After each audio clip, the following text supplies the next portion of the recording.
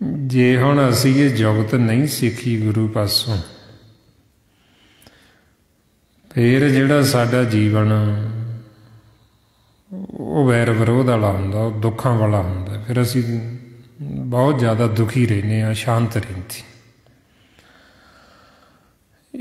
ਇਸ ਲਈ ਮਹਾਰਾਜ ਫਿਰ ਸਾਨੂੰ ਫਰਮਾਉਂਦੇ,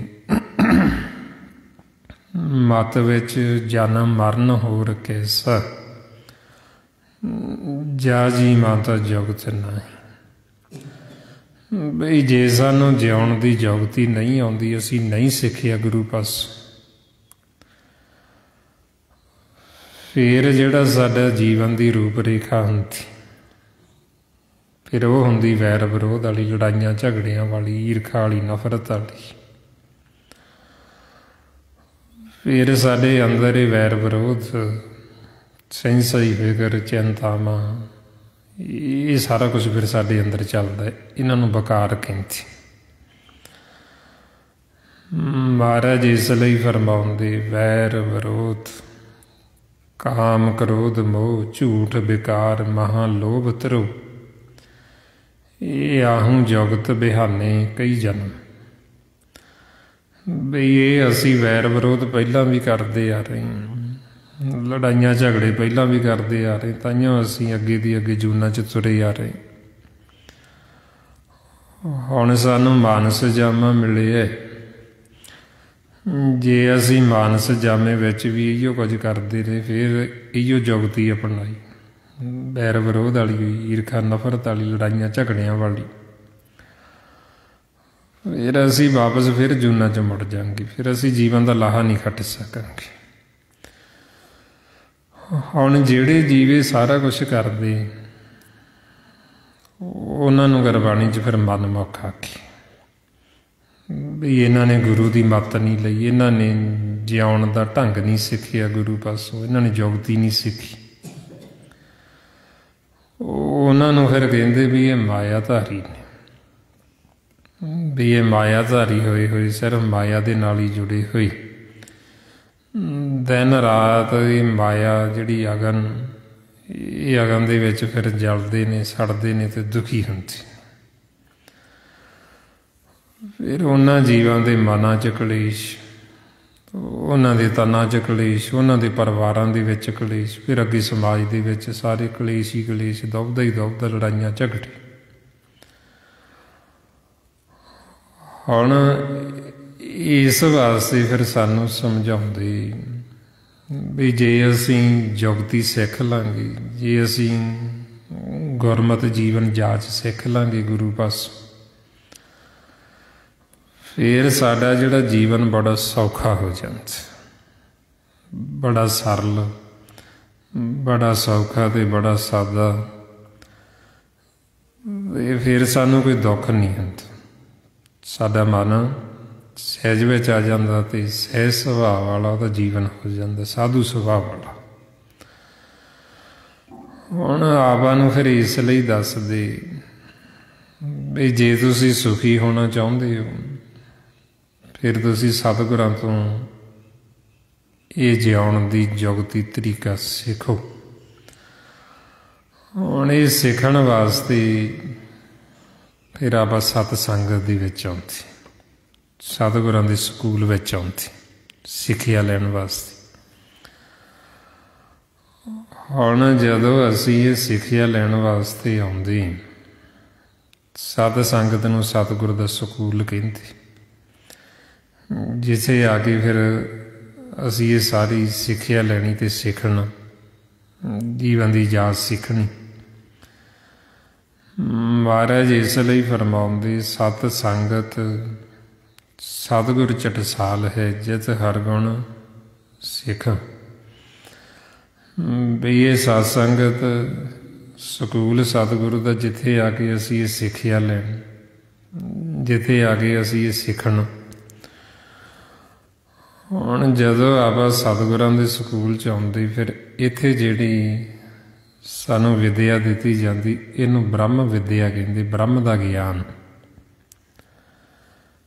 ਸਾਰੀ ਗੁਰਬਾਣੀ ਗੁਰੂ 1430 ਅੰਗ, ਇਹ ਬ੍ਰਹਮ ਦਾ ਗਿਆਨ ਹੈ, ਇਹਨੂੰ ਬ੍ਰਹਮ ਵਿੱਦਿਆ ਕਹਿੰਦੇ। ਹੁਣ ਸਾਨੂੰ ਸਮਝਾਉਂਦੀ ਵੀ ਇਹ ਇਕੱਲਾ ਪੜ੍ਹਨ ਦਾ ਜਾਂ ਇਕੱਲਾ ਗਾਉਣ ਦਾ ਵਿਸ਼ਾ ਨਹੀਂ, ਇਹ ਅਨੁਭਵੀ ਗਿਆਨ ਹੈ ਅਤੇ ਇਹਨੂੰ ਤੁਸੀਂ ਖੁਦ ਅਨੁਭਵ ਕਰੋ।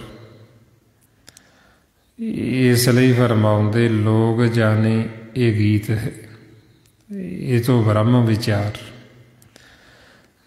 ਵੀ ਇਹ ਬ੍ਰਹਮ ਦੀ ਵਿਚਾਰ ਹੈ, ਬ੍ਰਹਮ ਦਾ ਗਿਆਨ।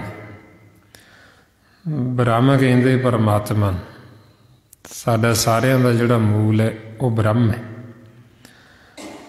ਅਸੀਂ ਸਾਰੇ ਬ੍ਰਹਮ ਦੇ ਬੱਚੇ, ਵਾਹਿਗੁਰੂ ਨੂੰ ਬ੍ਰਹਮ ਕਹਿੰਦੇ। ਹੁਣ ਕਿਵੇਂ ਇਹ ਸਾਰਾ ਬ੍ਰਹਮ ਤੋਂ ਪਸਾਰਾ ਹੋਇਆ, ਕਿਵੇਂ ਇੱਕ ਤੋਂ ਆਕਾਰ ਦੇ ਵਿੱਚ ਪ੍ਰਗਟ ਹੋਈ, ਕਿਵੇਂ ਇਹ ਧਰਤੀ ਬਣੀ, ਕਿਵੇਂ ਅਖੰਡ ਬ੍ਰਹਿਮੰਡ ਹੋਂਦ ਵਿੱਚ ਆਈ, ਇਹ ਸਾਰਾ ਇੱਕ ਤੋਂ ਕਿਵੇਂ ਪਸਾਰਾ ਹੋਇਆ ਬ੍ਰਹਮ ਤੋਂ। ਫਿਰ ਇਹਦੇ ਬਾਰੇ ਸਾਨੂੰ ਸਾਰਾ ਹੀ ਭੇਜ ਦਿੱਤਾ ਜਾਂਦਾ ਗੁਰਬਾਣੀ ਗੁਰੂ ਵਿੱਚ। ਜੋ ਆਪਾਂ ਪੜ੍ਹਦੇ ਹਾਂ ਨਾ, ਗੁਰੂ ਨਾਨਕ ਪਾਤਸ਼ਾਹ ਫਰਮਾਉਂਦੇ ਸ਼ੁਰੂ ਹੀ ਇੱਥੋਂ ਕਰਦੇ, ਇੱਕ ਓਅੰਕਾਰ, ਬਈ ਜੋ ਇੱਕ ਹੈ ਉਹ ਬ੍ਰਹਮ ਹੈ, ਪਰਮਾਤਮਾ। ਇਹ ਅੱਗੇ ਆਕਾਰ ਦੇ ਵਿੱਚ ਪ੍ਰਗਟ ਹੋਏ ਓਅੰਕਾਰ। ਹੁਣ ਅਸੀਂ ਅੱਗੇ ਆਕਾਰ ਦੇ ਵਿੱਚ ਆ ਗਏ ਅਤੇ ਹੁਣ ਅਸੀਂ ਉਹ ਇੱਕ ਦੀ ਪਹਿਚਾਣ ਕਰਨੀ ਬ੍ਰਹਮ ਦੀ, ਵੀ ਕਿਵੇਂ ਇਹ ਸਾਰਾ ਬ੍ਰਹਮ ਤੋਂ ਪਸਾਰਾ ਹੋਇਆ, ਕਿਵੇਂ ਇਹ ਜਿਹੜੀ ਧਰਤੀ ਹੈ ਧਰਤੀ ਬਣੀ, ਕਿਵੇਂ ਇਹ ਜਿਹੜੇ ਸਾਡਾ ਸਰੀਰ ਤਨ ਇਹ ਬਣੇ, ਅਸੀਂ ਕੌਣ ਹਾਂ, ਸਾਡਾ ਜਨਮ ਕਿੱਥੋਂ ਹੋਇਆ, ਇਹ ਅਖੰਡ ਬ੍ਰਹਿਮੰਡ ਕਾਹਦੇ ਆਸਰੇ ਖੜ੍ਹੇ ਨੇ, ਕਿਵੇਂ ਇਹ ਹੋਂਦ ਵਿੱਚ ਆਏ ਨੇ। ਇਹ ਸਾਰਾ ਫਿਰ ਸਾਨੂੰ ਗੁਰਬਾਣੀ ਗੁਰੂ ਵਿੱਚ ਗੁਰੂ ਸਾਹਿਬਾਨਾਂ ਨੇ, ਭਗਤਾਂ ਨੇ ਬੜਾ ਸਹਿਜ ਵਿੱਚ ਲਿਜਾ ਕੇ, ਬੜਾ ਬਰੀਕੀ ਦੇ ਵਿੱਚ ਸਾਨੂੰ ਇਹ ਗਿਆਨ ਦਿੱਤਾ ਜਾਂਦਾ। ਜਿਸ ਵਰਥਾਏ ਮਹਾਰਾਜ ਫਰਮਾਉਂਦੇ, ਬ੍ਰਹਮੋ ਪਸਾਰਾ ਬ੍ਰਹਮ ਪਸਰਿਆ, ਸਭ ਬ੍ਰਹਮ ਦ੍ਰਿਸ਼ਟੀ ਆਇਆ। ਬਈ ਇਹ ਬ੍ਰਹਮ ਤੋਂ ਕਿਵੇਂ ਸਾਰਾ ਪਸਾਰਾ ਹੋਇਆ।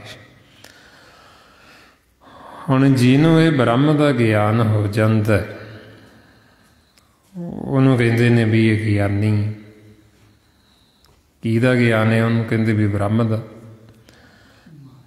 ਇਹ ਆਵਾ ਇਕੱਠਾ ਬੋਲ ਦਿੰਦੇ ਆ ਬ੍ਰਹਮ ਗਿਆਨੀ, ਵੀ ਇਹ ਬ੍ਰਹਮ ਗਿਆਨੀ ਹੈ ਜੀ, ਵੀ ਇਹਨਾਂ ਨੂੰ ਬ੍ਰਹਮ ਦਾ ਗਿਆਨ ਹੈ।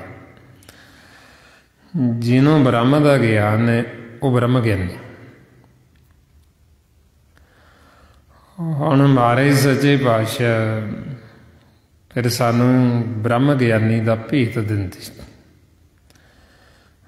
ਬਈ ਬ੍ਰਹਮ ਗਿਆਨੀ ਦੇ ਲੱਛਣ ਕੀ ਨੇ, ਬ੍ਰਹਮ ਗਿਆਨੀ ਕੀ ਕਰਦਾ ਹੈ ਅਤੇ ਬ੍ਰਹਮ ਗਿਆਨੀ ਕਿੱਦਾਂ ਦਾ ਹੁੰਦਾ। ਮਹਾਰਾਜ ਕਹਿੰਦੇ, ਮਨ ਸਾਚਾ ਮੁਖ ਸਾਚਾ ਸੋਈ, ਅਵਰ ਨ ਪੇਖੇ ਕਿਸ ਬਿਨ ਕੋਈ, ਨਾਨਕ ਇਹ ਲੱਛਣ ਬ੍ਰਹਮ ਗਿਆਨੀ ਹੋਈ। ਬਈ ਇਹ ਬ੍ਰਹਮ ਗਿਆਨੀ ਦੇ ਲੱਛਣ, ਵੀ ਉਹਦਾ ਮਨ ਸੱਚਾ, ਕਿਉਂਕਿ ਉਹਦੇ ਮਨ 'ਚ ਸੱਚ ਵਸਦਾ। ਉਹਦਾ ਮੁਖ ਸੱਚਾ, ਕਿਉਂਕਿ ਉਹ ਮੁਖ ਰਾਹੀਂ ਸੱਚ ਬੋਲਦਾ। ਸੱਚ ਕਹਿੰਦੇ ਪਰਮਾਤਮਾ ਨੂੰ, ਬ੍ਰਹਮ ਨੂੰ, ਉਹ ਮੁਖ ਰਾਹੀਂ ਬ੍ਰਹਮ ਬੋਲਦਾ। ਅਤੇ ਉਹ ਬ੍ਰਹਮ ਨੂੰ ਹੀ ਦੇਖਦਾ, ਇੱਕ ਨੂੰ ਹੀ, ਪਰਮਾਤਮਾ ਨੂੰ। ਉਹਦੇ ਗੁਣ ਗਾਉਂਦਾ ਅਤੇ ਉਹਦੇ ਨਾਲ ਹੀ ਸਾਨੂੰ ਜੋੜਦਾ। ਫਿਰ ਇਸ ਲਈ ਆਪਾਂ ਨੂੰ ਦੱਸਦੇ ਵੀ ਬ੍ਰਹਮ ਗਿਆਨੀ ਜੋ ਹੈ, ਜਿਹਨੂੰ ਬ੍ਰਹਮ ਦਾ ਗਿਆਨ ਹੈ, ਉਹਦੀ ਦ੍ਰਿਸ਼ਟੀ ਵਿੱਚ ਬ੍ਰਹਮ ਹੈ, ਉਹਦੇ ਬਚਨਾਂ 'ਚ ਬ੍ਰਹਮ ਹੈ, ਉਹ ਸੁਣਦਾ ਬ੍ਰਹਮ ਹੈ ਅਤੇ ਬੋਲਦਾ ਵੀ ਬ੍ਰਹਮੀ।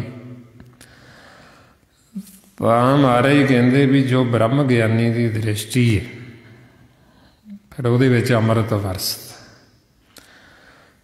ਜਿਹੜਾ ਉਹ ਦ੍ਰਿਸ਼ਟੀ ਹੇਠ ਜੀਵ ਆਉਂਦਾ ਹੈ, ਜਿੱਥੇ ਉਹ ਦ੍ਰਿਸ਼ਟੀ ਪੈਂਦੀ, ਉਹਨਾਂ ਮਨਾਂ ਦੀ ਮੈਲ ਉਤਰ ਜਾਂਦੀ, ਉਹਨਾਂ ਦੇ ਮਨਾਂ ਨੂੰ ਸੁੱਖ ਮਿਲਦਾ, ਉਹਨਾਂ ਦੇ ਮਨਾਂ ਨੂੰ ਸ਼ਾਂਤੀ ਹੁੰਦੀ। ਇਸ ਲਈ ਮਹਾਰਾਜ ਫਰਮਾਉਂਦੇ, ਬ੍ਰਹਮ ਗਿਆਨੀ ਕੀ ਦ੍ਰਿਸ਼ਟ ਅੰਮ੍ਰਿਤ ਵਰਸੀ। ਬਈ ਬ੍ਰਹਮ ਗਿਆਨੀ ਦੀ ਦ੍ਰਿਸ਼ਟੀ 'ਚ ਅੰਮ੍ਰਿਤ ਹੁੰਦਾ ਅਤੇ ਅੰਮ੍ਰਿਤ ਵਰਸਤ ਜਿੱਥੇ ਪੈਂਦੀ ਉਹਨਾਂ ਦੇ ਪਾਪ ਖੰਡਨ ਹੋ ਜਾਂਦੇ। ਉਹਨਾਂ ਦੇ ਜਿਹੜੇ ਵਚਨ, ਉਹ ਵਚਨਾਂ 'ਚ ਅੰਮ੍ਰਿਤ। ਜਦੋਂ ਵਚਨਾਂ ਦੀ ਧੂੜੀ ਸਾਡੇ 'ਤੇ ਪੈਂਦੀ ਅਤੇ ਉਹਦੇ ਨਾਲ ਸਾਡੇ ਮਨ ਦੀ ਮੈਲ ਉਤਰ ਜਾਂਦੀ। ਇਸ ਵਾਸਤੇ ਫਿਰ ਆਪਾਂ ਨੂੰ ਸਮਝਾਉਂਦੇ ਬਈ ਅਸੀਂ ਜਦੋਂ ਗੁਰੂ ਘਰ ਆਉਂਦੇ ਹਾਂ, ਸਤਸੰਗ 'ਚ ਆਉਂਦੇ ਹਾਂ, ਅਸੀਂ ਇੱਥੇ ਆਉਣਾ ਬ੍ਰਹਮ ਦਾ ਗਿਆਨ ਲੈਣ ਵਾਸਤੇ। ਬਈ ਜਿਹੜਾ ਸੰਸਾਰ ਦਾ ਗਿਆਨ ਹੈ ਉਹ ਤਾਂ ਅਸੀਂ ਸੰਸਾਰ ਦੇ ਵਿੱਚੋਂ ਬਾਹਰੋਂ ਲੈ ਲੈਂਦੇ। ਹੁਣ ਜਿਹੜਾ ਸਾਨੂੰ ਗੁਰੂ ਨਾਨਕ ਦੇ ਘਰ 'ਚ ਗਿਆਨ ਦਿੱਤਾ ਜਾਂਦਾ, ਉਹ ਗਿਆਨ ਬ੍ਰਹਮ ਦਾ। ਇੱਥੇ ਸਾਨੂੰ ਕੋਈ ਸੰਸਾਰ ਦਾ ਬਾਹਰੀ ਨਹੀਂ, ਇੱਥੇ ਸਾਨੂੰ ਸਤਸੰਗ 'ਚ ਕੋਈ ਸੰਸਾਰ ਦੀ ਗੱਲ ਨਹੀਂ ਸੁਣਾਈ ਜਾਣੀ ਹੁੰਦੀ। ਇੱਥੇ ਸਾਨੂੰ ਕੋਈ ਦੁਵਿਧਾ ਦੀ ਜਾਂ ਵੈਰ ਵਿਰੋਧ ਦੀ ਗੱਲ ਨਹੀਂ ਸੁਣਾਈ ਜਾਣੀ। ਇੱਥੇ ਤਾਂ ਸਾਨੂੰ ਜੋ ਸੁਣਾਇਆ ਜਾਣਾ ਉਹਨੂੰ ਕਹਿੰਦੇ ਬ੍ਰਹਮ ਦਾ ਗਿਆਨ, ਬ੍ਰਹਮ ਵਿਦਿਆ। ਇਸ ਲਈ ਫਿਰ ਆਪਾਂ ਨੂੰ ਸਮਝਾਉਂਦੇ, ਜੇ ਅਸੀਂ ਇਹ ਬ੍ਰਹਮ ਦਾ ਗਿਆਨ ਲੈ ਲਾਂਗੇ, ਸਾਨੂੰ ਇਹ ਗਿਆਨ ਹੋ ਜਾਏਗਾ ਬ੍ਰਹਮ ਦਾ। ਫਿਰ ਇਹ ਗਿਆਨ ਹੋਣ ਦੇ ਨਾਲ ਸਾਡੇ ਜਿਹੜੇ ਮਨ ਨੇ ਉਹ ਬਹੁਤ ਠੰਡੇ ਹੋ ਜਾਂਦੇ, ਉਹ ਸੀਤਲ ਹੋ ਜਾਂਦੇ। ਫਿਰ ਸਾਨੂੰ ਨਿੱਕੀ ਨਿੱਕੀ ਗੱਲ 'ਤੇ ਗੁੱਸਾ ਨਹੀਂ ਆਏਗਾ, ਅਸੀਂ ਦੁਵਿਧਾ 'ਚ ਨਹੀਂ ਜਾਵਾਂਗੇ, ਅਸੀਂ ਵੈਰ ਵਿਰੋਧ 'ਚ ਨਹੀਂ ਜਾਵਾਂਗੇ। ਇਹ ਗਿਆਨ ਐਸਾ ਹੈ, ਜੇ ਅਸੀਂ ਲੈ ਲਾਂਗੇ, ਜਿਨ੍ਹਾਂ ਨੂੰ ਗਿਆਨ ਹੋ ਗਿਆ, ਫਿਰ ਉਹਨਾਂ ਪਰਥਾਏ ਮਹਾਰਾਜ ਕਹਿੰਦੇ, ਕਬੀਰ ਮਨ ਸੀਤਲ ਭਇਆ ਪਾਇਆ ਬ੍ਰਹਮ ਗਿਆਨ। ਬਈ ਉਹਨਾਂ ਦਾ ਮਨ ਸੀਤਲ ਹੋ ਗਿਆ, ਠੰਡਾ ਹੋ ਗਿਆ, ਜਿਨ੍ਹਾਂ ਨੇ ਇਹ ਬ੍ਰਹਮ ਦੇ ਗਿਆਨ ਦੀ ਪ੍ਰਾਪਤੀ ਕਰ ਲਈ। ਫਿਰ ਉਹਨਾਂ ਦਾ ਮਨ ਕਲਾ ਕਲੇਸ਼ 'ਚ ਜਲਦਾ ਨਹੀਂ, ਦੁਵਿਧਾ 'ਚ ਸੜਦਾ ਨਹੀਂ, ਉਹ ਦੁਖੀ ਨਹੀਂ ਹੁੰਦਾ। ਫਿਰ ਇਹ ਅਗਨ ਜਿਹੜੀ, ਜਿਹਨੂੰ ਇਹ ਬ੍ਰਹਮ ਦਾ ਗਿਆਨ ਹੋ ਗਿਆ, ਉਹਨੂੰ ਪਾਣੀ ਵਰਗੀ ਠੰਡੀ ਲੱਗਦੀ, ਉਹਨੂੰ ਸਾੜ ਨਹੀਂ ਸਕਦੀ, ਉਹਨੂੰ ਨਹੀਂ ਪਾਉਂਦੀ। ਮਹਾਰਾਜ ਇਸ ਲਈ ਕਹਿੰਦੇ, ਜਨ ਜਵਾਰਾ ਜਗ ਜਾਰੇ ਹੈ, ਸੋ ਜਨ ਕੇ ਉਦਕ ਸਮਾਨ। ਵੀ ਜਿਹੜਾ ਹਰੀ ਦਾ ਜਨ ਹੈ, ਜਿਹਨੂੰ ਬ੍ਰਹਮ ਦਾ ਗਿਆਨ ਹੈ, ਉਹਨੂੰ ਇਹ ਅਗਨ ਨਹੀਂ ਲੱਗ ਸਕਦੀ, ਉਹਨੂੰ ਨਹੀਂ ਸਾੜਦੀ। ਕਿਉਂ? ਕਿਉਂਕਿ ਉਹਨੂੰ ਬ੍ਰਹਮ ਦਾ ਗਿਆਨ ਹੈ।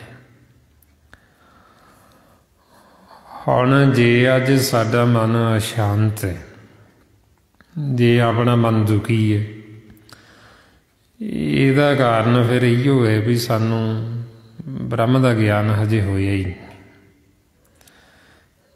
ਜੋ ਗਿਆਨ ਸਤਿਗੁਰੂ ਸਾਨੂੰ ਬਖਸ਼ਿਸ਼ ਕਰ ਰਹੇ, ਉਹ ਗਿਆਨ ਸਾਡੇ ਹਿਰਦੇ 'ਚ ਵਸਿਆ ਹੀ ਨਹੀਂ। ਤਾਂ ਸਾਡਾ ਮਨ ਅਸ਼ਾਂਤ ਹੈ, ਤਾਂ ਸਾਡਾ ਮਨ ਦੁਖੀ ਹੈ। ਨਹੀਂ ਤਾਂ ਜਿਨ੍ਹਾਂ ਨੂੰ ਇਹ ਗਿਆਨ ਹੋ ਗਿਆ, ਉਹ ਤਾਂ ਸਾਨੂੰ ਸਪਸ਼ਟ ਕਹਿ ਰਹੇ ਵੀ ਸਾਨੂੰ ਤਾਂ ਇਹ ਅਗਨ ਲੱਗਦੀ ਕੋਈ ਨਹੀਂ। ਵੀ ਸਾਡਾ ਮਨ ਤਾਂ ਸੀਤਲ ਹੋ ਗਿਆ, ਠੰਡਾ ਹੋ ਗਿਆ, ਕਿਉਂਕਿ ਉਹਨਾਂ ਨੇ ਇਹ ਗਿਆਨ ਦੀ ਪ੍ਰਾਪਤੀ ਕਰ ਲਈ। ਹੁਣ ਆਪਾਂ ਨੂੰ ਫਿਰ ਇਸ ਲਈ ਸਮਝਾਉਂਦੇ ਵੀ ਇਹ ਜਿਹੜਾ ਗਿਆਨ ਹੈ, ਇਹ ਕੋਈ ਮਾਮੂਲੀ ਨਹੀਂ ਹੈ। ਇਹ ਸਾਨੂੰ ਬ੍ਰਹਮ ਦਾ ਗਿਆਨ ਹੁੰਦਾ ਤਾਂ ਹੈ ਪੂਰਨ ਤੌਰ 'ਤੇ, ਜੇ ਅਸੀਂ ਆਪਦੀ ਮੱਤ ਛੱਡਾਂਗੇ। ਜੇ ਅਸੀਂ ਆਪਦੀ ਮੱਤ ਵਿੱਚ ਰੱਖਾਂਗੇ, ਫਿਰ ਸਾਨੂੰ ਇਹ ਪੂਰਨ ਤੌਰ 'ਤੇ ਗਿਆਨ ਨਹੀਂ ਹੋਏਗਾ। ਥੋੜ੍ਹਾ ਮੋਟਾ ਅਸੀਂ ਇਕੱਠਾ ਤਾਂ ਕਰ ਲਾਂਗੇ, ਸੁਣ ਕੇ ਕੁਝ ਅਸੀਂ ਸੰਗਤ ਕਰਕੇ ਇਕੱਠਾ ਕਰ ਲਾਂਗੇ। ਜੇ ਅਸੀਂ ਆਪਦੀ ਮੱਤ ਨਹੀਂ ਛੱਡੀ, ਜੇ ਸਾਡੀ ਵਿੱਚ ਆਪਦੀ ਮੱਤ ਖੜੀ ਹੈ, ਫਿਰ ਅਸੀਂ ਫਿਰ ਦੁਖੀ ਹੋਵਾਂਗੇ, ਫਿਰ ਅਸੀਂ ਅਸ਼ਾਂਤ ਹੋ ਜਾਵਾਂਗੇ, ਅਸੀਂ ਕੋਈ ਨਾ ਕੋਈ ਦੁੱਖ ਪੈਦਾ ਕਰ ਹੀ ਲਵਾਂਗੇ। ਹੁਣ ਇਸ ਵਾਸਤੇ ਫਿਰ ਆਪਾਂ ਨੂੰ ਸਮਝਾਉਂਦੇ ਵੀ ਜੇ ਤੁਸੀਂ ਪੂਰਨ ਗਿਆਨ ਲੈਣਾ ਚਾਹੁੰਦੇ, ਅਧੂਰਾ ਨਹੀਂ, ਪੂਰਾ। ਫਿਰ ਸਾਨੂੰ ਕਲਯੁਗ ਦੇ ਸਮੇਂ ਵਿੱਚ ਇੰਨੀ ਸਤਿਗੁਰਾਂ ਨੇ ਕਿਰਪਾ ਕੀਤੀ ਹੈ ਵੀ ਪਿਛਲੇ ਯੁੱਗਾਂ 'ਚ ਤਾਂ ਜੀਵ ਬਹੁਤ ਬਹੁਤ ਸਮਾਂ ਲੰਮਾ ਇਹ ਜਪ ਤਪ ਕਰਦੇ ਰਹਿੰਦੇ ਸੀ, ਫਿਰ ਵੀ ਉਹਨਾਂ ਨੂੰ ਗਿਆਨ ਨਹੀਂ ਸੀ ਹੁੰਦਾ। ਕਲਯੁਗ ਦੇ ਸਮੇਂ ਵਿੱਚ ਜੇ ਅਸੀਂ 8 ਪਹਿਰ, 4 ਪਹਿਰ ਦਿਨ 4 ਪਹਿਰ ਰਾਤ, ਜੇ ਅਸੀਂ ਲਗਾਤਾਰ 8 ਪਹਿਰ ਮਾਲਕ ਦੀ ਆਰਾਧਨਾ ਕਰੀਏ, ਸਿਮਰਨ ਕਰੀਏ ਅਤੇ ਮਨ ਸਾਡਾ ਵਿਚਾਰਾਂ ਤੋਂ ਰਹਿਤ ਹੋ ਜੇ, ਫਿਰ ਸਾਨੂੰ ਪੂਰਨ ਸਤਿਗੁਰ ਦਾ ਗਿਆਨ ਹੋ ਜਾਂਦਾ। ਅਧੂਰਾ ਨਹੀਂ, ਪੂਰਾ, ਪੂਰਾ ਬ੍ਰਹਮ ਦਾ ਗਿਆਨ। ਜਿਸ ਵਰਤਾਏ ਮਹਾਰਾਜ ਕਹਿੰਦੇ 8 ਪਹਿਰ ਆਰਾਧੀਏ ਪੂਰਨ ਸਤਿਗੁਰ ਗਿਆਨ। ਬਈ ਜੇ ਅਸੀਂ 8 ਪਹਿਰ ਆਰਾਧਾਂਗੇ ਅਤੇ ਸਾਨੂੰ ਪੂਰਨ ਸਤਿਗੁਰ ਦਾ ਗਿਆਨ ਹੋ ਜਾਏਗਾ। ਸਾਰਾ ਸਤਿਗੁਰੂ ਬ੍ਰਹਮ ਦਾ ਗਿਆਨ ਨਹੀਂ। ਜੇ ਅਸੀਂ 8 ਪਹਿਰ ਆਰਾਧ ਲਈਏ ਅਤੇ ਸਾਨੂੰ ਇਸ ਲੋਕ ਦਾ, ਪਰਲੋਕ ਦਾ, ਆਪਦੇ ਘਰ ਬਾਰ ਦਾ ਸਾਰਾ ਸਾਨੂੰ ਗਿਆਨ ਹੋ ਜਾਂਦਾ। ਹੁਣ ਇਹ 8 ਪਹਿਰ ਆਰਾਧੇਗਾ ਕੌਣ? ਮਹਾਰਾਜ ਕਹਿੰਦੇ ਕੋਈ ਵਿਰਲਾ ਹੀ। ਵੀ ਐਸਾ ਕੋਈ ਵਡਭਾਗੀ ਵੀ ਜਿਹੜਾ 8 ਪਹਿਰ ਫਿਰ ਉਹ ਪਤੀ ਪਰਮੇਸ਼ਰ ਨੂੰ ਧਿਆਉਂਦਾ। ਐਸਾ ਕੋਈ ਵਡਭਾਗੀ ਆਇਆ 8 ਪਹਿਰ ਜਿਨ ਖਸਮ ਤੇ ਆਏ। ਬਈ ਜਿਹੜਾ 8 ਪਹਿਰ ਆਪਦੇ ਮਾਲਕ ਨੂੰ, ਪਤੀ ਨੂੰ ਧਿਆਉਂਦਾ ਅਤੇ ਜਿਹਨੇ ਧਿਆ ਲਿਆ ਉਹਨਾਂ ਨੂੰ ਫਿਰ ਇਹ ਬ੍ਰਹਮ ਦਾ ਗਿਆਨ ਹੋ ਜਾਂਦਾ ਪੂਰਨ ਤੌਰ 'ਤੇ। ਜਿਨ੍ਹਾਂ ਨੂੰ ਫਿਰ ਗਿਆਨ ਹੋ ਗਿਆ ਉਹਨਾਂ ਦੀ ਅਵਸਥਾ ਦੱਸਦੇ ਵੀ ਉਹਨਾਂ ਦਾ ਮਨ ਠੰਡਾ ਹੋ ਜਾਂਦਾ, ਉਹਨਾਂ ਦਾ ਮਨ ਸੀਤਲ ਹੋ ਜਾਂਦਾ। ਫਿਰ ਉਹਨਾਂ ਨੂੰ ਇਹ ਦੁਰਮਤ ਦੀ ਅਗਨ ਨਹੀਂ ਪਹੁੰਚਦੀ, ਉਹ ਨਹੀਂ ਜਲਦੇ ਕਲਾ ਕਲੇਸ਼ ਦੇ ਵਿੱਚ, ਉਹ ਨਹੀਂ ਜਾਂਦੇ ਵੈਰ ਵਿਰੋਧ ਦੇ ਵਿੱਚ, ਕਿਉਂਕਿ ਉਹਨਾਂ ਨੂੰ ਇਹ ਗਿਆਨ ਹੋ ਗਿਆ ਬ੍ਰਹਮ ਦਾ ਜੋ ਸਤਿਗੁਰੂ ਸਾਨੂੰ ਬਖਸ਼ਿਸ਼ ਕਰਤੀ। ਹੁਣ ਤਾਂ ਫਿਰ ਆਪਾਂ ਨੂੰ ਸਮਝਾਉਂਦੇ ਵੀ ਇਹ ਗਿਆਨ ਜਿਹੜਾ ਇਹ ਇਕੱਲਾ ਗੱਲਾਂ ਨਾਲ ਨਹੀਂ ਮਿਲਦਾ। ਜੇ ਅਸੀਂ ਆਪਦੀ ਮੱਤ ਨਹੀਂ ਛੱਡਾਂਗੇ ਅਤੇ ਉੱਥੇ ਜਾ ਕੇ ਗਿਆਨ ਵੀ ਜਿਹੜਾ ਉਹ ਸਾਡੇ ਕੰਮ ਹੀ ਨਹੀਂ ਆਏਗਾ। ਕਿਉਂਕਿ ਗਿਆਨ ਕਈ ਵਾਰ ਜੀਵ ਕੀ ਹੁੰਦਾ ਵੀ ਗਿਆਨ ਇਕੱਠਾ ਕਰ ਲੈਂਦਾ ਦੂਜੇ ਨੂੰ ਨੀਵਾਂ ਦਿਖਾਉਣ ਵਾਸਤੇ, ਵੀ ਆਪਦੇ ਵਾਸਤੇ ਨਹੀਂ ਲੈਂਦਾ ਵੀ ਮੈਂ ਆਪਦੇ ਮਨ ਨੂੰ ਸਮਝਾਉਣਾ, ਵੀ ਆਪਦੇ ਮਨ ਨੂੰ ਠੰਡਾ ਕਰਨਾ, ਆਪਦੇ ਮਨ ਨੂੰ ਸੀਤਲ ਕਰਨਾ, ਆਪਦੇ ਵਾਸਤੇ ਗਿਆਨ ਲੈਣਾ। ਜੋ ਮਹਾਰਾਜ ਕਹਿੰਦੇ ਮਨ ਸਮਝਾਵਣ ਕਾਰਨੇ ਕਛੁਕ ਪੜ੍ਹੀਏ ਗਿਆਨ, ਵੀ ਆਪਦੇ ਮਨ ਨੂੰ ਸਮਝਾਉਣ ਵਾਸਤੇ, ਮਨ ਨੂੰ ਨੀਵਾਂ ਕਰਨ ਵਾਸਤੇ। ਪਰ ਜੀਵ ਕੀ ਕਰਦਾ ਵੀ ਦੂਸਰੇ ਨੂੰ ਨੀਵਾਂ ਦਿਖਾਉਣ ਵਾਸਤੇ, ਵੀ ਮੈਨੂੰ ਬਹੁਤ ਜ਼ਿਆਦਾ ਗਿਆਨ ਨੇ, ਵੀ ਜੋ ਪਤਾ ਮੈਨੂੰ ਹੀ ਪਤਾ, ਦੂਜੇ ਨੂੰ ਤਾਂ ਪਤਾ ਹੀ ਕੁਛ। ਉਹ ਜਦੋਂ ਫਿਰ ਅਸੀਂ ਇਸ ਤਰੀਕੇ ਨਾਲ ਤਿਆਰੀ ਕਰਾਂਗੇ ਅਤੇ ਫਿਰ ਸਾਡਾ ਮਨ ਹੈ ਜਿਹੜਾ ਉਹ ਸਹਿਜ ਵਿੱਚ ਨਹੀਂ ਜਾਏਗਾ, ਸਾਨੂੰ ਸ਼ਾਂਤੀ ਨਹੀਂ ਆਏਗੀ। ਕਿਉਂਕਿ ਅਸੀਂ ਗਿਆਨ ਜਿਹੜਾ ਉਹ ਆਪਦੇ ਮਨ ਨੂੰ ਸਹਿਜ ਵਿੱਚ ਲੈ ਕੇ ਜਾਣ ਵਾਸਤੇ ਜਾਂ ਮਨ ਨੂੰ ਠੰਡਾ ਜਾਂ ਸੀਤਲ ਕਰਨ ਵਾਸਤੇ ਨਹੀਂ ਲਿਆ, ਉਹਦਾ ਅਸੀਂ ਦੂਸਰਿਆਂ ਨੂੰ ਸੁਣਾਉਣ ਵਾਸਤੇ ਜਾਂ ਦੂਸਰਿਆਂ ਨੂੰ ਨੀਵਾਂ ਦਿਖਾਉਣ ਵਾਸਤੇ ਲਿਆ। ਉਹ ਗਿਆਨ ਫਿਰ ਉਹ ਸਿਰਫ ਬਾਹਰੀ ਹੈ, ਮਤਲਬ ਵੀ ਕਿਉਂਕਿ ਅਸੀਂ ਆਪਦੇ 'ਤੇ ਤਾਂ ਉਹਨੂੰ ਲਾਗੂ ਕੀਤਾ ਹੀ ਨਹੀਂ। ਸੋ ਤਾਂ ਫਿਰ ਆਪਾਂ ਨੂੰ ਮਹਾਰਾਜ ਕਹਿੰਦੇ ਵੀ ਕਥਾ ਕਰ ਲੈਣੀ, ਗੁਰਬਾਣੀ ਨੂੰ ਪੜ੍ਹ ਲੈਣਾ, ਗਾ ਲੈਣਾ, ਵੀ ਇਹ ਤਾਂ ਮਨਮੁਖ ਵੀ ਕਰ ਲੈਂਦਾ ਸਾਰਾ ਕੁਛ। ਮਨਮੁਖ ਕਰਦਾ ਹੈ ਪਰ ਉਹਦੀ ਰਹਿਤ ਕੋਈ ਨਹੀਂ, ਵੀ ਉਹਨੂੰ ਆਪਦੇ 'ਤੇ ਲਾਗੂ ਹੀ ਨਹੀਂ ਕਰਦਾ।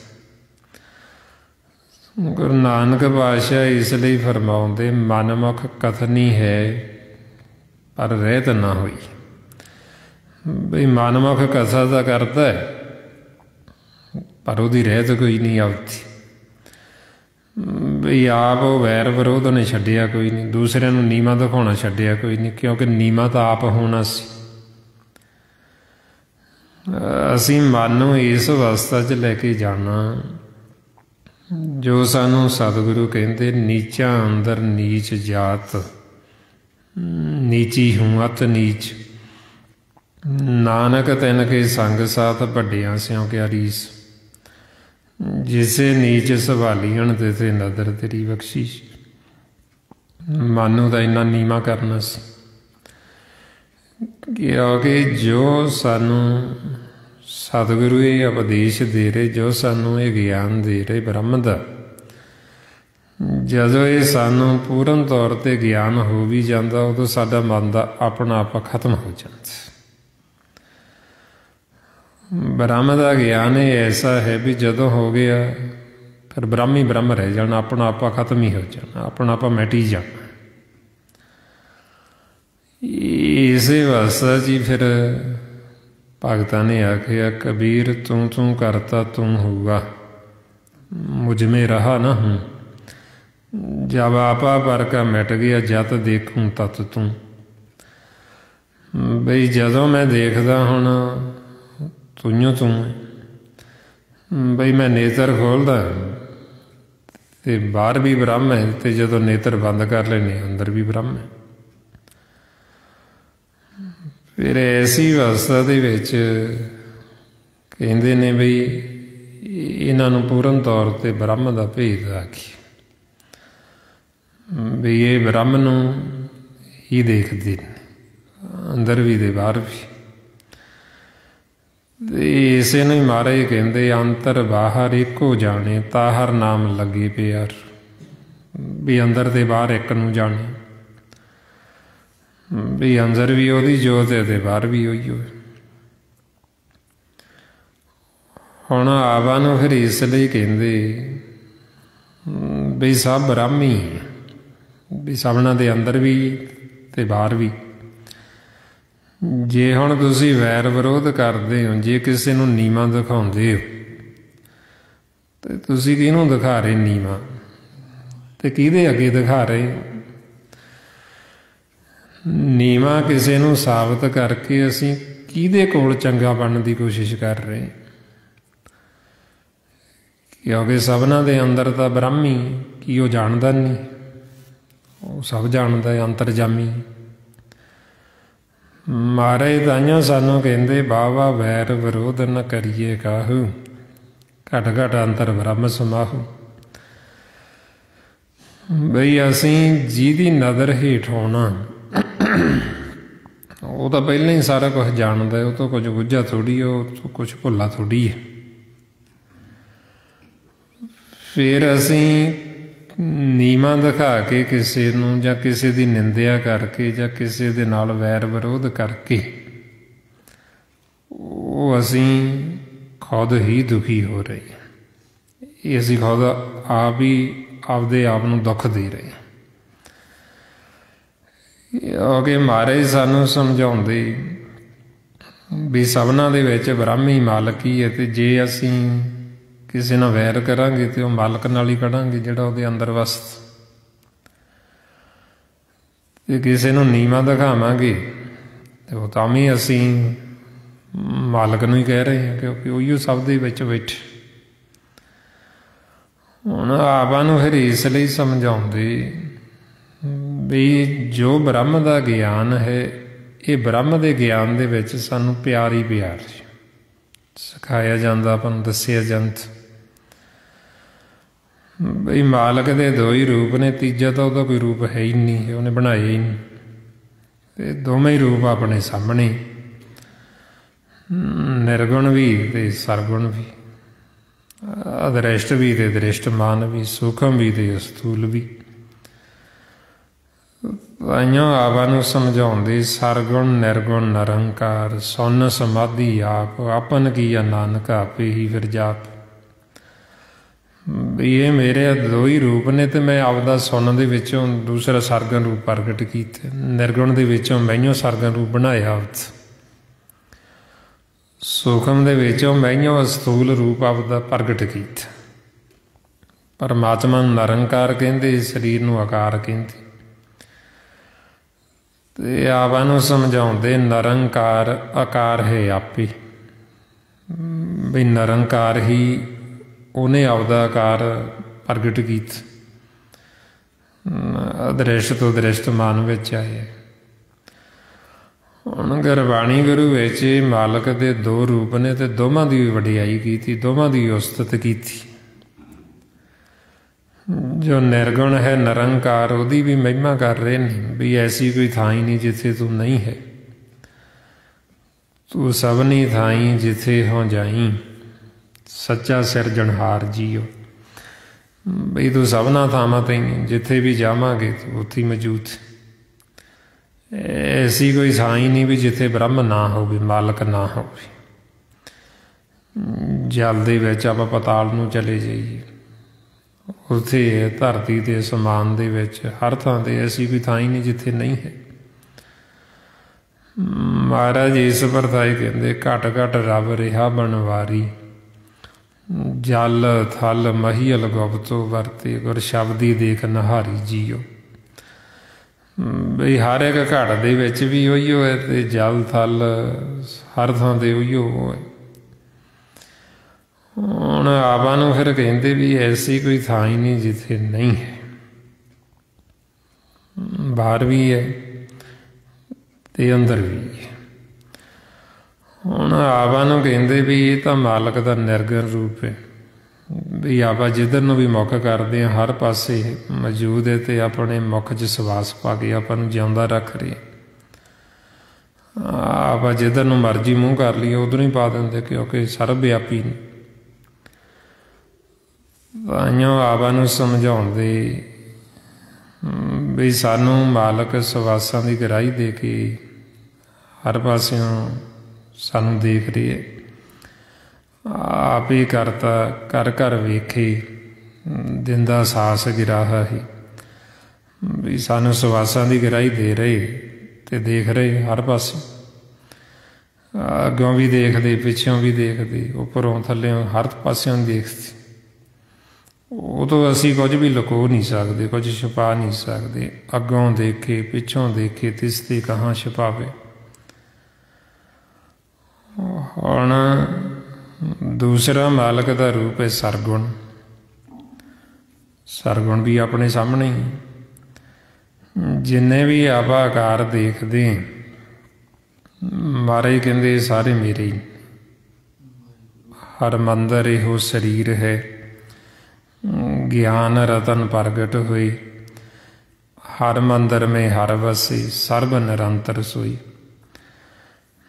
ਵੀ ਇਹ ਜਿਹੜਾ ਆਪਾਂ ਜਗਤ ਦੇਖਦੇ ਹਾਂ ਨਾ, ਇਹ ਜੱਗ ਮਾਲਕ ਦੀ ਸੱਚ ਦੀ ਇੱਕ ਕੋਠੜੀ ਘਰ ਹੈ, ਉਹਨੇ ਆਪਦੇ ਰਹਿਣ ਵਾਸਤੇ ਇਹ ਘਰ ਬਣਾਈ,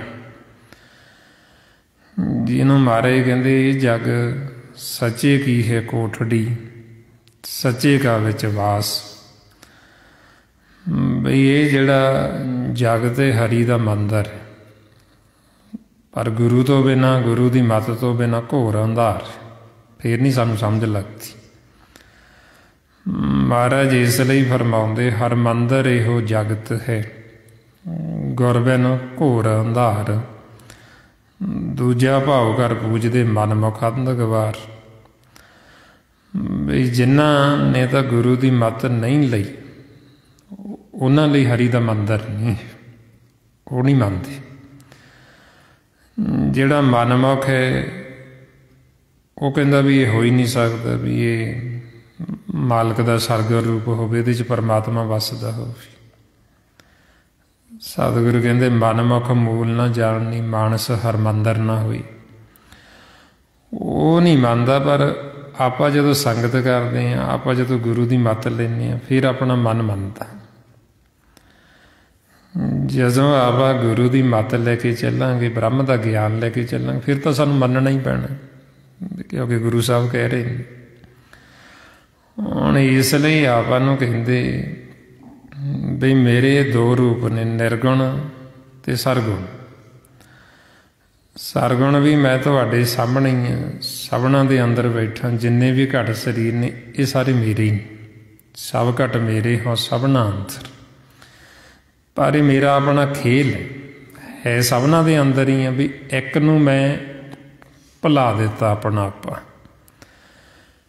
ਇੱਕ ਨੂੰ ਮੈਂ ਜਣਾ ਦਿੱਤਾ ਵੀ ਇਹ ਖੇਲ ਮੇਰਾ ਹੀ ਹੈ ਆਪਦਾ। ਜਿਹਨੂੰ ਜਣਾਇਆ ਵੀ ਮੈਂਹੀਓ ਹੈ, ਜਿਹਨੂੰ ਭੁਲਾਇਆ ਵੀ ਮੈਂਹੀਓ ਹੋਇਆ। ਜਿਹਨੂੰ ਭੁਲਾਇਆ ਮੈਂ ਉਹਨੂੰ ਦੇਖਣਾ ਚਾਹੁੰਦਾ, ਇਸ ਕਰਕੇ ਭੁਲਾਇਆ ਵੀ ਮੇਰੇ ਵਿਛੋੜੇ ਦਾ ਕਿੰਨਾ ਕੁ ਦੁੱਖ ਮਹਿਸੂਸ ਕਰਦਾ, ਮੈਨੂੰ ਕਿਵੇਂ ਲੱਭਦਾ, ਕਿਵੇਂ ਵਿਰਾਗੀ ਹੁੰਦਾ ਮੇਰੇ ਵਿਛੋੜੇ ਦੇ ਵਿੱਚ। ਉਹਨੂੰ ਮੈਂ ਇਸ ਕਰਕੇ ਭੁਲਾਇਆ। ਤੇ ਮਾਰੇ ਕਹਿੰਦੇ ਵੀ ਹੈ ਸਾਰਾ ਇਹ ਮੇਰਾ ਹੀ ਖੇਲ ਹੈ। ਸਭ ਘਟ ਮੇਰੇ ਹੋ ਸਭਨਾ ਅੰਦਰ, ਜਿਸੇ ਖਵਾਈ ਤਿਸ ਕੌਣ ਕਹੇ, ਜਿਸੇ ਦਿਖਾਲਾ ਬਾਟੜੀ ਤਿਸੇ ਭੁਲਾਵੇ ਕੌਣ, ਜਿਸੇ ਭੁਲਾਈ ਪੰਧ ਸਿਰ ਤਿਸੇ ਜਣਾਵੇ ਕੌਣ। ਬਈ ਇਹ ਖੇਲ ਕਿਸੇ ਹੋਰ ਦਾ ਨਹੀਂ ਹੈ, ਵੀ ਇਹ ਸਾਰੀ ਰਚਨਾ ਮੇਰੀ ਵੀ ਰਚੀ ਹੋਈ ਹੈ। ਬਈ ਜਿੰਨੇ ਵੀ ਘੜ ਸਾਰੇ ਮੇਰੇ ਹੀ ਨੇ, ਮੈਂ ਸਭਨਾਂ ਦੇ ਅੰਦਰ ਬੈਠਾ। ਜਿਹਨੂੰ ਮੈਂ ਅੰਦਰ ਬੈਠਾ ਆਪਣਾ ਆਪਾ ਜਣਾ ਦਿਆਂ, ਜਿਹਨੂੰ ਮੈਂ ਮਾਰਗ ਦਿਖਾ ਦਿਆਂ, ਉਹਨੂੰ ਕੋਈ ਭੁਲਾ ਨਹੀਂ ਸਕਦਾ।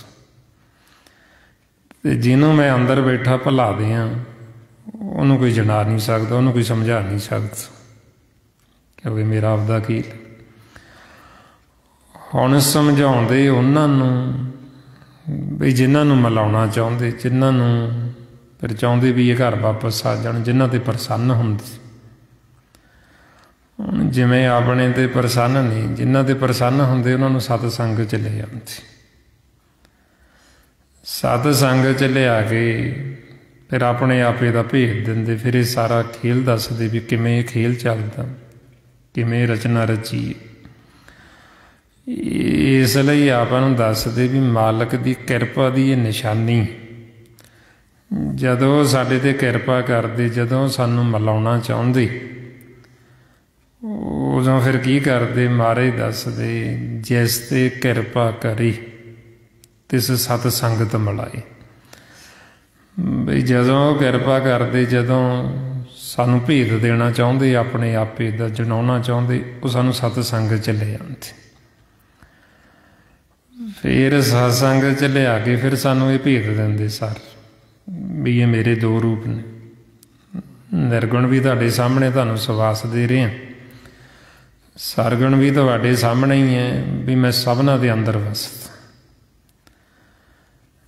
ਵੀ ਇਹ ਮੈਂ ਆਪਦੇ ਰਹਿਣ ਵਾਸਤੇ ਘਰ ਬਣਾਏ ਹੋਏ ਨੇ, ਮਕਾਨ ਬਣਾਏ ਹੋਏ ਨੇ, ਇਹ ਹਰੀ ਦਾ ਮੰਦਰ। ਹੁਣ ਇਹ ਪਤਾ ਸਾਨੂੰ ਫੇਰ ਲੱਗਦਾ ਜਦੋਂ ਸਾਨੂੰ ਇਹ ਬ੍ਰਹਮ ਦਾ ਗਿਆਨ ਹੁੰਦਾ। ਗਿਆਨ ਨੂੰ ਰਤਨ ਕਹਿੰਦੇ। ਤਾਈਓ ਮਾਰੇ ਫਰਮਾਉਂਦੇ, ਹਰ ਮੰਦਰ ਇਹੋ ਸਰੀਰ ਹੈ, ਗਿਆਨ ਰਤਨ ਪ੍ਰਗਟ ਹੋਏ। ਵੀ ਜੇ ਤਾਂ ਸਾਨੂੰ ਇਹ ਗਿਆਨ ਰਤਨ ਹੈਗਾ ਫਿਰ ਤਾਂ ਸਾਨੂੰ ਭੇਤ ਖੁੱਲ੍ਹਦਾ ਵੀ ਇਹ ਹਰੀ ਦਾ ਮੰਦਰ ਹੈ, ਵੀ ਇਹਦੇ ਵਿੱਚ ਮਾਲਕ ਵੱਸਦਾ, ਇਹਦੇ ਵਿੱਚ ਮਾਲਕ ਬੋਲ ਰਿਹਾ, ਮਾਲਕ ਦੇਖ ਰਿਹਾ। ਜਿਹੜੇ ਗੁਰਮੁਖਾਂ ਨੂੰ ਫਿਰ ਆਪਣਾ ਆਪਾ ਜਣਾਇਆ, ਫਿਰ ਉਹਨਾਂ ਨੇ ਆਪਾਂ ਨੂੰ ਪ੍ਰਤੱਖ ਦੇਖ ਕੇ ਦੱਸ ਦਿੱਤਾ। ਜਿਵੇਂ ਗੁਰੂ ਅਮਰਦਾਸ ਜੀ, ਜਦੋਂ ਉਹਨਾਂ ਦਾ ਮਨ ਅਗੰਮ ਦੇ ਵਿੱਚ ਪ੍ਰਵੇਸ਼ ਹੋਇਆ, ਉਹ ਗਏ ਅਗੰਮ 'ਚ, ਅਤੇ ਜਦੋਂ ਦੇਖਿਆ ਉਹਨਾਂ ਨੇ ਤਾਂ ਫਿਰ ਉਹਨਾਂ ਦੇ ਮਨ 'ਚ ਇੰਨਾ ਚਾਅ ਪੈਦਾ ਹੋਇਆ। ਫਿਰ ਚਾਅ ਦੇ ਵਿੱਚ ਸਾਨੂੰ ਸਾਰਿਆਂ ਨੂੰ ਦੱਸਣ ਲੱਗੇ ਵੀ ਇਹ ਤਾਂ ਹਰੀ ਦਾ ਮੰਦਰ ਹੈ, ਵੀ ਇਹਦੇ ਵਿੱਚ ਮਾਲਕ ਆਪ ਵੱਸਦਾ, ਵੀ ਆਓ ਸਾਰੇ ਉਹਦੇ ਗੁਣ ਗਾਈਏ, ਉਹਦੀ ਵਡਿਆਈ ਕਰੀਏ। ਮਹਾਰਾਜ ਫਰਮਾਉਂਦੇ, ਮਨ ਚਾਉ ਭਇਆ ਪ੍ਰਭ ਅਗੰਮ ਸੁਣਿਆ, ਹਰ ਮੰਗਲ ਗਾਓ ਸਖੀ ਗ੍ਰਹਿ ਮੰਦਰ ਬਣੇ। ਵੀ ਇਹ ਤਾਂ ਹਰੀ ਦਾ ਮੰਦਰ ਹੈ। ਹੁਣ ਆਪਾਂ ਨੂੰ ਫਿਰ ਇਸ ਲਈ ਕਹਿੰਦੇ ਵੀ ਇਹ ਮੇਰਾ ਸਰਗੁਣ ਰੂਪ, ਇਹਦੀ ਵੀ ਵਡਿਆਈ ਕੀਤੀ ਗੁਰਬਾਣੀ 'ਚ। ਵੀ ਜੋ ਮਾਲਕ ਦਾ ਸਰਗੁਣ ਰੂਪ ਹੈ, ਬਈ ਉਹ ਮਿੱਠਾ ਬੋਲਦਾ, ਕਾਲੇ ਨੇਤਰ ਤੇ ਲੰਮਾ ਉਹਦਾ ਨੱਕ, ਇਹ ਉਹਦਾ ਸਰਗੁਣ ਰੂਪ ਹੈ। ਮਹਾਰਾਜ ਕਹਿੰਦੇ, ਬਾਗੇ ਕਾਪੜ ਬੋਲੇ ਬੈਣ, ਲੰਮਾ ਨੱਕ ਕਾਲੇ ਤੇਰੇ ਨੈਣ, ਕਾਬੂ ਸਾਹਿਬ ਦੇਖਿਆ ਭੈਣ ਵੀ ਇਹ ਆਪਣਾ ਸਰਗਮ ਰੂਪ ਉਹ ਸਾਹਿਬ ਦਾ ਮਾਲਕ ਦਾ ਵੀ ਉਹਦੀ ਇਹ ਵਡਿਆਈ ਕੀਤੀ ਵੀ ਉਹਦਾ ਨੱਕ ਬੜਾ ਸੋਹਣਾ, ਉਹਦੇ ਨੇਤਰ ਬੜੇ ਸੋਹਣੇ, ਤੇ ਬੜਾ ਮਿੱਠਾ ਤੇ ਬੜਾ ਪਿਆਰਾ ਬੋਲਦਾ। ਉਹਨੂੰ ਫਿਰ ਮਹਾਰਾਜ ਕਹਿੰਦੇ ਤੇਰੇ ਬਾਂਕੇ ਲੋਇਣ ਦੰਤ ਰਸਾਲਾ, ਸੋਹਣੇ ਨੱਕ ਜਿਨ ਲੰਬੜੇ ਬਾਲਾ। ਵੀ ਇਹ ਮਾਲਕ ਦਾ ਸਰਗਮ ਰੂਪ ਹੈ। ਜਿਹੜੇ ਉਹਨੂੰ ਮਿਲ ਗਏ, ਜਿਹੜੇ ਉਹਦਾ ਹੀ ਰੂਪ ਹੋ ਗਏ, ਉਹਦੀ ਵਡਿਆਈ ਕੀਤੀ ਉਸਤਤ ਮਾਲਕ ਦੇ ਸਰਗਮ ਰੂਪ ਦੀ। ਹੁਣ ਆਪਾਂ ਨੂੰ ਫਿਰ ਇਸ ਲਈ ਕਹਿੰਦੇ ਵੀ ਇਹ ਮੇਰੇ ਦੋ ਰੂਪ ਨੇ, ਨਿਰਗੁਣ ਤੇ ਸਰਗੁਣ। ਬਈ ਤੁਸੀਂ ਦੱਸੋ ਮੈਨੂੰ ਕਿਹੜੇ ਰੂਪ 'ਚ ਮਿਲਣਾ ਚਾਹੁੰਦੇ? ਜੇ ਸਰਗਮ ਰੂਪ 'ਚ ਮਿਲਣਾ ਤੇ ਤਾਂ ਵੀ ਤੁਹਾਡੇ ਸਾਹਮਣੇ ਸਭਨਾਂ ਦੇ ਅੰਦਰ ਮੇਰਾ ਹੀ ਰੂਪ ਨੇ ਸਾਰੇ। ਇਹ ਨੇਤਰੋ ਮੇਰੇ ਹੋਏ ਵੈਸ ਸੰਸਾਰ ਤੁਮ ਦੇਖਦੇ, ਹਰ ਕਾ ਰੂਪ ਹੈ ਹਰ ਰੂਪ ਨਦਰੀ ਆਇਆ। ਦੂਸਰਾ ਨਿਰਗੁਣ, ਉਹ ਵੀ ਤੁਹਾਡੇ ਸਾਹਮਣੇ ਤੁਹਾਨੂੰ ਸਵਾਸ ਦੇ ਰਹੇ। ਹੁਣ ਇਸ ਵਾਸਤੇ ਇਹਨੂੰ ਕਹਿੰਦੇ ਬ੍ਰਹਮ ਦਾ ਗਿਆਨ। ਬਈ ਬ੍ਰਹਮ ਦਾ ਗਿਆਨ ਹੋ ਜਾਣਾ, ਭੇਦ ਆ ਜਾਣਾ ਬਈ ਅੰਦਰ ਬਾਹਰ ਬ੍ਰਹਮ ਹੀ ਬ੍ਰਹਮ ਹੈ, ਤੂੰ ਹੀ ਤੂੰ।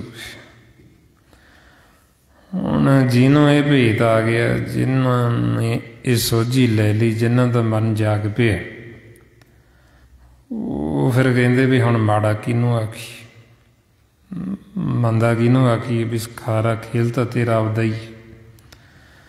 ਬਈ ਤੂੰ ਸਭਨਾਂ ਦੇ ਵਿੱਚ ਹੈ ਤੇ ਸਾਰੇ ਤੇਰੇ ਵਿੱਚ ਵਸਦੇ।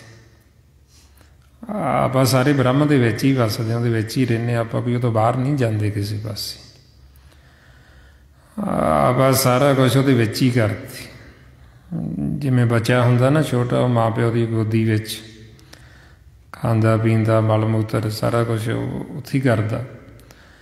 ਹੁਣ ਇਸੇ ਤਰ੍ਹਾਂ ਹੀ ਆਪਾਂ ਸਾਰੇ ਬ੍ਰਹਮ ਦੇ ਵਿੱਚ ਹੀ, ਜੋ ਵੀ ਆਪਾਂ ਕਰਾਂਗੇ ਆਪਾਂ ਬ੍ਰਹਮ ਦੇ ਵਿੱਚ ਹੀ ਕਰਾਂਗੇ, ਉਹ ਤੋਂ ਬਾਹਰ ਜਾ ਹੀ ਨਹੀਂ ਸਕਦੇ ਆਪਾਂ। ਹੁਣ ਇਸ ਅਵਸਥਾ 'ਚ ਫਿਰ ਗੁਰਮੁਖਾਂ ਨੇ ਦੇਖ ਕੇ ਆਖਿਆ ਵੀ ਤੇਰੇ ਵਿੱਚ ਸਾਰੇ ਜੀਵ ਨੇ ਤੇ ਤੂੰ ਸਭਨਾਂ ਦੇ ਵਿੱਚ। ਬਈ ਹੁਣ ਮਾੜਾ ਕਿਹਨੂੰ ਆਖੀ, ਵੀ ਤੇਰੇ ਤੋਂ ਬਿਨਾਂ ਤਾਂ ਹੋਰ ਕੋਈ ਹੈ ਹੀ ਨਹੀਂ। ਫਰੀਦਾ ਖਾਲਕ ਖਲਕ ਮੈਂ, ਖਾਲਕ ਵਸੇ ਰੱਬ ਮਾਹੇ, ਮੰਦਾ ਕਿਸ ਨੂੰ ਆਖੀਏ ਜਾਂ ਤੁਝ ਬਿਨ ਕੋਈ ਨਾ ਹੈ। ਬਈ ਤੇਰੇ ਤੋਂ ਬਿਨਾਂ ਹੋਰ ਕੋਈ ਨਹੀਂ ਹੈ, ਤੂੰ ਹੀ ਤੂੰ। ਹੁਣ ਉਦੋਂ ਕਹਿੰਦੇ ਵੀ ਇਹਨਾਂ ਨੂੰ ਬ੍ਰਹਮ ਦਾ ਗਿਆਨ, ਵੀ ਇਹਨਾਂ ਨੇ ਪ੍ਰਤੱਖ ਬ੍ਰਹਮ ਨੂੰ ਦੇਖ ਲਿਆ। ਤੇ ਇਸ ਅਵਸਥਾ 'ਚ ਫਿਰ ਕਹਿੰਦੇ ਵੀ ਜਿਨ੍ਹਾਂ ਨੂੰ ਇਹ ਗਿਆਨ ਹੋ ਗਿਆ, ਉਹਨਾਂ ਦਾ ਮਨ ਸ਼ੀਤਲ ਹੋ ਜਾਂਦਾ, ਉਹਨਾਂ ਦਾ ਮਨ ਠੰਡਾ ਹੋ ਜਾਂਦਾ। ਕਿਉਂਕਿ ਉਹ ਕਹਿੰਦੇ ਬੁਰਾ ਕਿਹਨੂੰ ਆਖੀ, ਮਾੜਾ ਕਿਹਨੂੰ ਆਖੀ। ਵੀ ਮਾੜਾ ਤਾਂ ਮੈਂ ਤਾਂ ਆਖਾਂ ਵੀ ਜੇ ਭੇਦ ਨਾ ਹੋਵੇ, ਵੀ ਜਦੋਂ ਭੇਦ ਹੀ ਆ ਗਿਆ ਵੀ ਤੂੰ ਹੀ ਤੂੰ ਹੈ, ਤੇ ਫਿਰ ਤਾਂ ਮਾੜਾ ਕਿਸੇ ਨੂੰ ਆਖਿਆ ਜਾ ਹੀ ਨਹੀਂ ਸਕਦਾ। ਸੋ ਇਸ ਵਾਸਤੇ ਫਿਰ ਆਪਾਂ ਨੂੰ ਕਹਿੰਦੇ ਵੀ ਇਹ ਬ੍ਰਹਮ ਦਾ ਗਿਆਨ ਸਾਨੂੰ ਪ੍ਰੇਮ ਹੀ ਸਿਖਾਉਂਦਾ, ਪਿਆਰ ਹੀ ਪਿਆਰ। ਬਈ ਜੇ ਅਸੀਂ ਮਾਲਕ ਨੂੰ ਜਾਣਨਾ ਚਾਹੁੰਦੇ ਹਾਂ, ਜੇ ਅਸੀਂ ਇਹ ਬ੍ਰਹਮ ਦਾ ਗਿਆਨ ਵੀ ਲੈਣਾ ਚਾਹੁੰਦੇ ਹਾਂ, ਤੇ ਬ੍ਰਹਮ ਦਾ ਭੇਦ ਸਾਨੂੰ ਪਿਆਰ ਦੇ ਨਾਲ ਹੀ ਆ ਸਕਦਾ। ਜਿਵੇਂ ਆਪਾਂ ਸੰਸਾਰ 'ਚ ਵੀ ਦੇਖਦੇ ਹਾਂ, ਜੇ ਆਪਾਂ ਕਿਸੇ ਦਾ ਭੇਦ ਲੈਣਾ ਹੋਵੇ ਤੇ ਪਿਆਰ ਦੇ ਨਾਲ ਭੇਦ ਅਗਲਾ ਦਿੰਦਾ ਹੈ। ਤੇ ਜੇ ਅਸੀਂ ਆਖੀਏ ਵੀ ਦੁਵਿਧਾ ਕਰਕੇ ਜਾਂ ਨਫ਼ਰਤ ਕਰਕੇ ਕਿਸੇ ਦਾ ਭੇਦ ਪਾਲਾਂਗੇ, ਨਹੀਂ ਪਾ ਸਕਦੇ। ਹੁਣ ਤਾਂ ਫਿਰ ਆਪਾਂ ਨੂੰ ਕਹਿੰਦੇ ਵੀ ਜੇ ਅਸੀਂ ਗੁਰਬਾਣੀ ਗੁਰੂ ਨੂੰ ਸਮਝਣਾ ਚਾਹੁੰਦੇ, ਜੇ ਅਸੀਂ ਚਾਹੁੰਦੇ ਹਾਂ ਵੀ ਸਾਨੂੰ ਇਹ ਬ੍ਰਹਮ ਦਾ ਗਿਆਨ ਹੋਵੇ, ਸੋਝੀ ਆਵੇ, ਉਹਦੇ ਵਾਸਤੇ ਫਿਰ ਸਭ ਤੋਂ ਵੱਡੀ ਜਿਹੜੀ ਰੁਕਾਵਟ ਹੈ ਉਹ ਸਾਡੀ ਆਪਣੀ ਮੱਤ ਖੜੀ ਹੈ ਵਿੱਚ, ਸਾਡੀ ਸੋਚ, ਸਾਡੀਆਂ ਸਿਆਣਪਾਂ। ਇਹੋ ਸਾਨੂੰ ਭਰਮ ਦੇ ਵਿੱਚ ਰੱਖਦੀ, ਸਾਡੀ ਸੋਚ। ਇਹੋ ਸਾਨੂੰ ਅਗਿਆਨਤਾ ਦੇ ਵਿੱਚ ਲੈ ਕੇ ਜਾਂਦੀ, ਇਹੋ ਸਾਡੇ ਲਈ ਦੁੱਖ ਦਾ ਕਾਰਨ ਬਣੀ ਹੋਈ।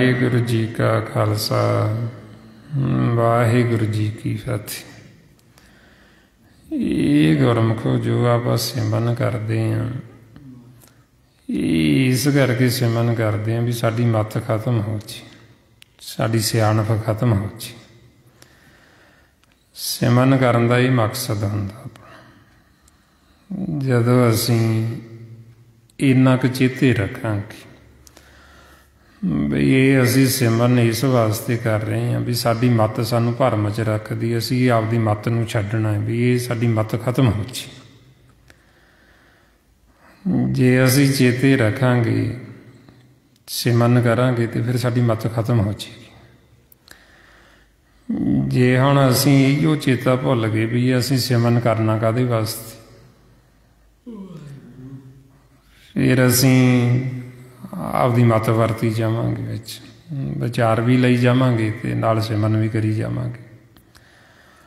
ਹੁਣ ਇਸ ਵਾਸਤੇ ਆਪਾਂ ਨੂੰ ਸਮਝਾਉਂਦੇ ਵੀ ਇਹ ਸਿਮਰਨ ਇਸ ਕਰਕੇ ਕਰਨਾ ਵੀ ਤਾਂ ਕਿ ਸਾਡਾ ਮਨ ਵਿਚਾਰਾਂ ਤੋਂ, ਫੁਰਨਿਆਂ ਤੋਂ ਰਹਿਤ ਹੋ ਜੇ। ਉਹਦੇ ਵਾਸਤੇ ਹੁਣ ਇਹ ਆਪਾਂ ਬਹਿੰਦੇ ਉੱਠਦੇ ਕੰਮ ਕਾਰ ਕਰਦੇ, ਇਹ ਵੱਧ ਤੋਂ ਵੱਧ ਅਭਿਆਸ ਕਰਦੇ ਰਹਿਣਾ ਵੀ ਤਾਂ ਕਿ ਸਾਡਾ ਮਨ ਵਿਚਾਰਾਂ ਤੋਂ ਰਹਿਤ ਹੋਵੇ। ਗੁਰਬਾਣੀ ਗੁਰੂ ਨੂੰ ਜਦੋਂ ਆਪਾਂ ਪੜ੍ਹਦੇ ਸਹਿਜ ਦੇ ਨਾਲ ਵਿਚਾਰ ਕੇ ਪੜ੍ਹਨਾ ਵੀ ਤਾਂ ਕਿ ਸਾਡਾ ਮਨ ਪਾਸੇ ਨਾ ਜਾਵੇ ਤੇ ਜੋ ਸਾਨੂੰ ਸਤਿਗੁਰੂ ਸਮਝਾਉਣਾ ਚਾਹੁੰਦੇ ਸਾਨੂੰ ਉਹਦੀ ਸਮਝ ਲੱਗੇ। ਸਾਰੀ ਗੁਰਬਾਣੀ 'ਚ ਅੰਮ੍ਰਿਤ ਜਦੋਂ ਵਿਚਾਰਾਂਗੇ ਸਹਿਜ ਦੇ ਨਾਲ ਸਾਡਾ ਮਨ ਧੋਤਾ ਜਾਏਗਾ, ਸ਼ੁੱਧ ਹੋ ਜਾਏਗਾ। ਅਤੇ ਵੱਧ ਤੋਂ ਵੱਧ ਆਪਾਂ ਸਤ ਸੰਗਤ ਕਰਨੀ, ਜਿੰਨੀ ਆਪਾਂ ਸੰਗਤ ਕਰਾਂਗੇ ਉਨਾ ਹੀ ਸਾਨੂੰ ਜੀਵਨ ਦਾ ਲਾਹਾ ਹੈ। ਇਹ ਜੋ ਸਾਰਾ ਭੇਦ ਗੁਰਬਾਣੀ ਗੁਰੂ ਦੁਆਰਾ ਆਪਾਂ ਨੂੰ ਦਿੱਤਾ ਮਹਾਂਪੁਰਖਾਂ ਨੇ, ਭਾਈ ਸਾਹਿਬ ਭਾਈ ਸੇਵਾ ਸਿੰਘ ਜੀ ਧਰਮਾਲਾ, ਬਈ ਜੋ ਸਾਨੂੰ ਸਤਿਗੁਰੂ ਇਹ ਬ੍ਰਹਮ ਦਾ ਗਿਆਨ ਬਖਸ਼ਿਸ਼ ਕਰਤੀ, ਬਈ ਇਹ ਬ੍ਰਹਮ ਦਾ ਗਿਆਨ ਸਾਨੂੰ ਫੇਰ ਹੀ ਹੋਏਗਾ ਜਦੋਂ ਅਸੀਂ ਆਪਦੀ ਮੱਤ ਛੱਡਾਂਗੇ। ਅਤੇ ਜਦੋਂ ਅਸੀਂ ਵੱਧ ਤੋਂ ਵੱਧ ਸਿਮਰਨ ਕਰਾਂਗੇ ਫਿਰ ਸਾਡੀ ਮੱਤ ਛੱਡੀ ਜਾਏਗੀ। ਸੰਗਤ ਕਰਾਂਗੇ ਤੇ ਸਤਿਗੁਰੂ ਸਾਨੂੰ ਗਿਆਨ ਤਾਂ ਦੇ ਹੀ ਰਹੇ, ਸਾਨੂੰ ਬ੍ਰਹਮ ਦਾ, ਸਾਨੂੰ ਭੇਦ ਤਾਂ ਦੇ ਹੀ ਰਹੇ। ਉਹ ਆਉਂਦਾ ਸਾਨੂੰ ਤਾਂ ਹੀ ਨਹੀਂ ਕਿਉਂਕਿ ਜਦੋਂ ਸਾਡੀ ਵਿੱਚ ਮੱਤ ਆ ਜਾਂਦੀ। ਸੋ ਇਸ ਵਾਸਤੇ ਹੁਣ ਅਸੀਂ ਇਹ ਵੱਧ ਤੋਂ ਵੱਧ ਸੰਗਤ ਕਰਨੀ। ਕੱਲ੍ਹ ਤੋਂ ਜੋ ਆਪਣਾ ਇਹੋ ਸਮਾਂ ਗੁਰਮੁਖ ਪਿਆਰਿਆਂ ਨੇ ਕੱਲ੍ਹ ਨੂੰ ਭਾਈ ਸਾਹਿਬ ਭਾਈ ਕੇਵਲ ਸਿੰਘ ਜੀ ਸਹਿਜ ਪਾਠ ਉਹਨਾਂ ਨੇ ਘਰ ਆਪਣੇ ਆਰੰਭ ਕਰਨੇ ਨੇ। ਮਾਤਾ ਜੀ ਕਹਿ ਰਹੇ ਸੀ ਵੀ ਕੱਲ੍ਹ ਤੋਂ ਆਪਾਂ ਗੁਰਮੁਖਾਂ ਦੇ ਗ੍ਰਹਿ ਵਿਖੇ ਇਹੋ ਸਮਾਂ ਉੱਥੇ ਆਪਾਂ ਇਹ ਅਭਿਆਸ ਕਰਿਆ ਕਰਾਂਗੇ ਅਤੇ ਵਿਚਾਰ ਕਰਿਆ ਕਰਾਂਗੇ। ਸਾਰੀਆਂ ਸੰਗਤਾਂ ਨੇ ਗੁਰਮੁਖਾਂ ਦੇ ਘਰ ਸਮੇਂ ਸਿਰ ਦਰਸ਼ਨ ਦੇਣ ਦੀ ਕਿਰਪਾਲਤਾ ਕਰਨੀ ਜੀ। ਸੋ ਇੰਨੇ ਵਿਚਾਰ ਕਰਦਿਆਂ ਹੋਇਆਂ ਜੇ ਕੋਈ ਐਸਾ ਸ਼ਬਦ ਬੋਲਿਆ ਗਿਆ ਹੋਵੇ ਸੰਗਤ ਅਤੇ ਸਤਿਗੁਰੂ ਬਖਸ਼ਣਯੋਗ ਨੇ, ਬਖਸ਼ ਦੇਣਾ ਜੀ। ਵਾਹਿਗੁਰੂ ਜੀ ਕਾ ਖਾਲਸਾ, ਵਾਹਿਗੁਰੂ ਜੀ ਕੀ ਫਤਿਹ। ਵਾਹਿ